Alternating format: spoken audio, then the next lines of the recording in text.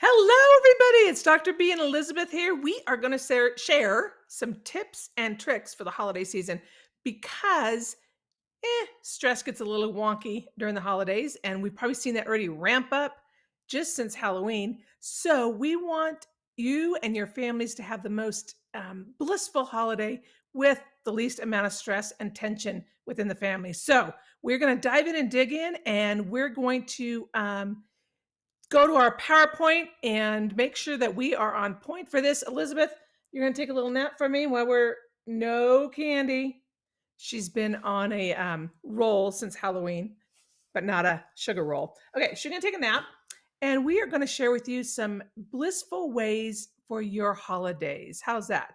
And Chiro Secure, thank you for giving us this opportunity to share our messages with other chiropractors out there and the world, and how we can make families healthier, happier, and the power of chiropractic. So, you guys rock. Thank you for always having our back. All right, so let's just go through some really um, basic things to think about to spread the word to your practice communities. First of all, predictability. Here's the dealio: brains want predictability. We want to be able to know or predict what it's going to feel like in different situations.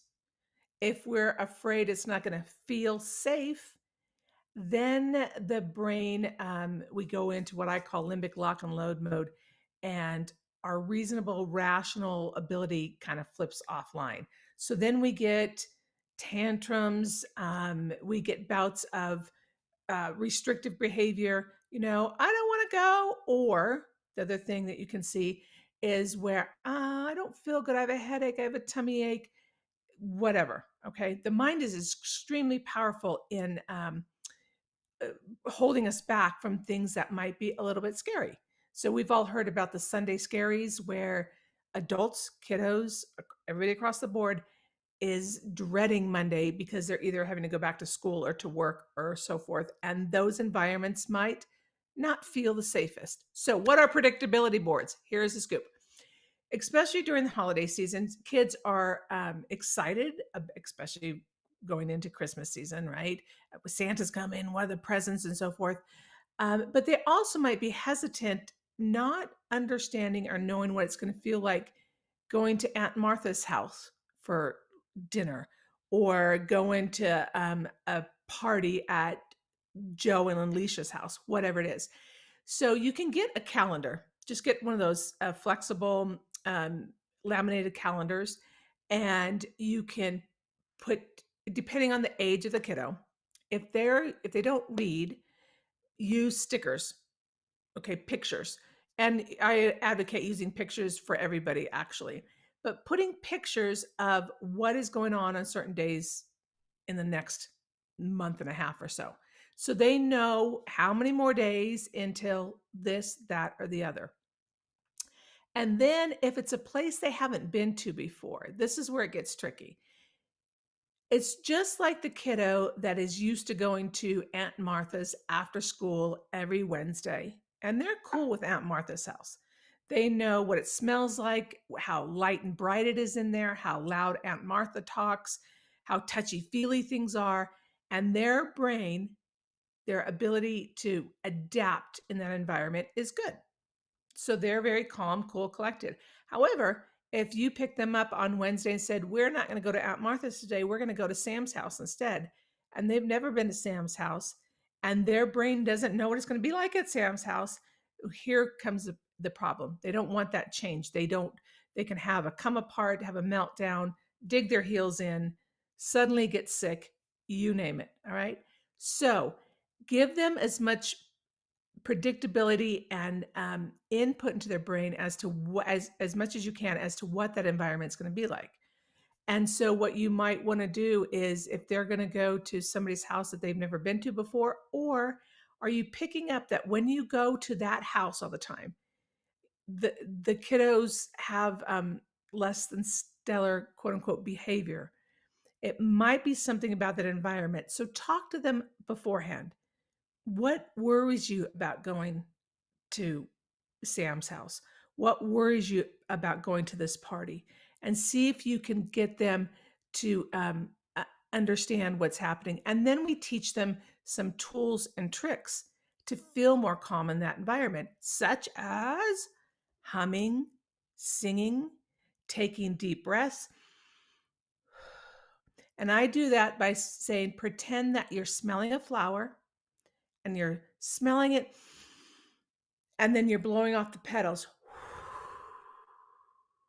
And they can practice that with the little pinwheels that you see in the summertime in gardens, or sometimes you can find them on Amazon at the dollar store or whatever, like a pen or pencil that has a little pinwheel on it, and get them to start practicing these calming techniques. So that can help in those environments that are to their brain a little bit treacherous. Deep pressure. Oh my gosh. Okay. Deep pressure fires proprioception, and proprioception is very grounding and calming.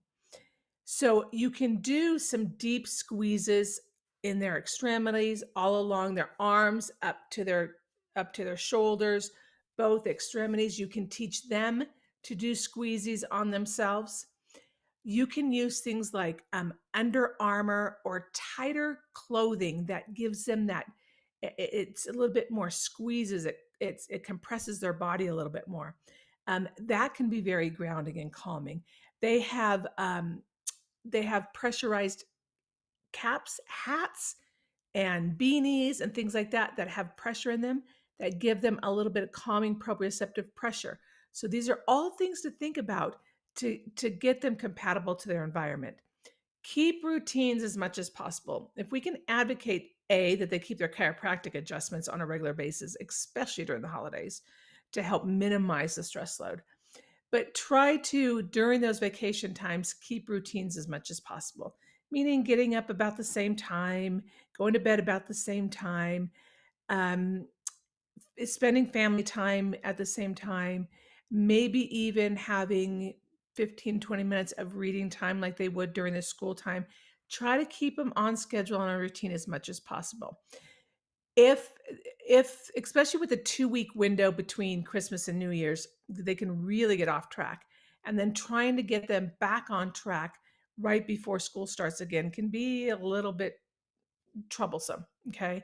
So maybe the first week you can be a little bit more lax, but then that gearing up towards going back to school, start getting in that routine again. Food prep. This can be a big one, especially with families across all ages and all stages that maybe have food restrictions, gluten free, dairy free, that type of thing, or even dyes and preservatives. We know that during the Christmas time, we got red dye 40 flying around everywhere, right? And we know that red dye is very neuroexcitatory to the brain. It's just firing those neurons, and that's where you get the crazy brain. So maybe have parents prep some food to take along if they're going to a party that is conducive to the needs of that family. And if we really want to not have to single out a family or a child within the family or so forth, they don't want to be singled out. Perhaps the parents can talk to who's ever hosting the dinner or the party or something, or the school event ahead of time, and saying, Johnny cannot tolerate gluten or dairy. So what I'd like to do is I'd like to bring a dish over before the party starts. All right. That is a dish that everybody in the party can enjoy, not just us or not just Johnny. So it's out there with all the other dishes on the table. And then when we arrive, it's not that this dish is just for Johnny. It's for everybody, and Johnny gets to enjoy it as well.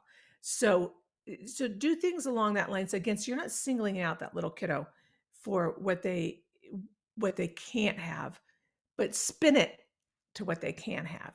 All right. So food prep and thinking ahead of time, there's a lot of things parents can do to food prep and freeze and then take those out and enjoy at different events so they're not having to scramble the day before, the night before for that particular party or dinner party or school party or whatever. Learn the words no, forget the words guilt. This is probably one of the hardest things I have, especially with my beautiful mamas. It's okay to say, "No, I'm sorry, we won't be able to attend that event." Don't overextend yourself or your families. "No, I'm sorry. Thank you for the invitation, but we're not able to attend." And don't feel guilty about it. Just like we talk about living within our financial means, we need to live within our emotional, mental, physical means and not overextend ourselves because that's when the immune system tanks. And once the immune system tanks, now we get all the bugs that are going around. We're more predisposed to that, which leads us into the sugar plunge from Halloween on. Halloween through the heart holiday, Valentine's Day, actually through Easter. It's just like crazy zone, right? So let's educate a little bit about what sugar does to the brain. It's like cocaine for the brain. So it ramps them up. It is very inflammatory, so it tanks your immune system.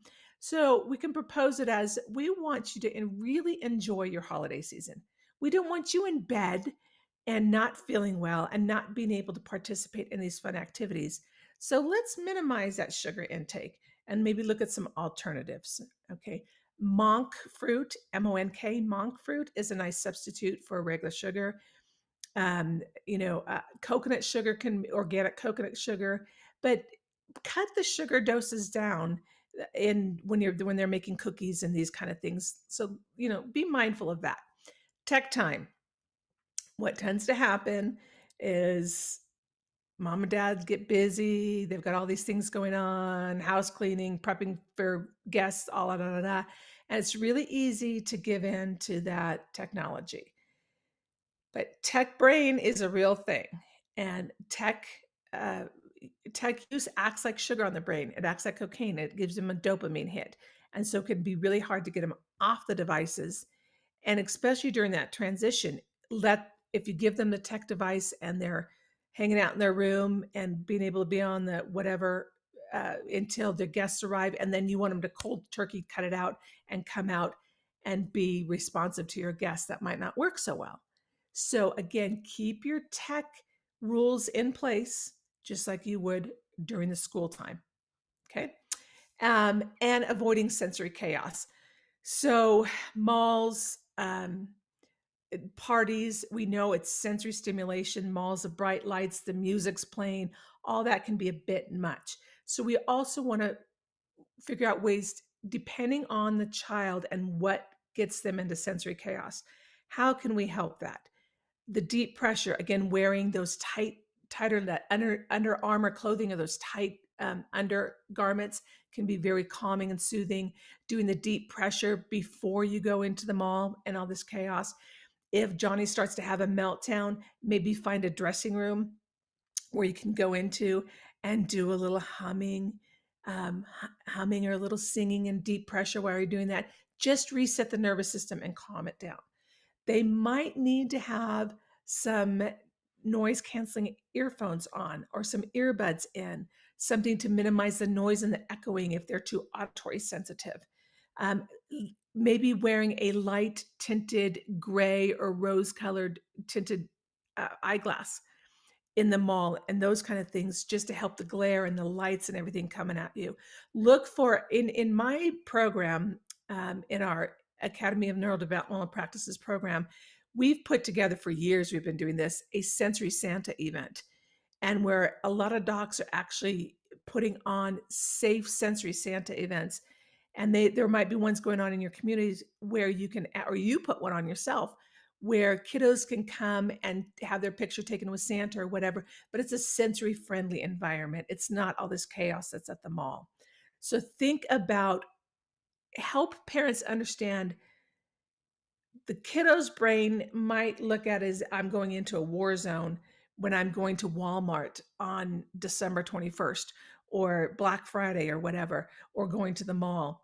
Minimize that before they even get into that situation and have a meltdown. So that way you're not getting this sensory defensive child and it's less stressful on the whole family. So hopefully that helps you. Just some key points to educate and give to your parents and your practice members. Remember to do this for yourself as well. just as though we want to nurture and help those that we work with in our practices, we need to also be mindful and nurture ourselves during this time because it does get a little chaotic. So take time for yourself. And with that said, Cairo Secure, you are amazing. We wish you all a very, very Merry Thanksgiving. Yes, Thanksgiving first, and we will see you before Santa. And from me to Elizabeth, to all of you out there, have a great family experience, and we're going to see you in December.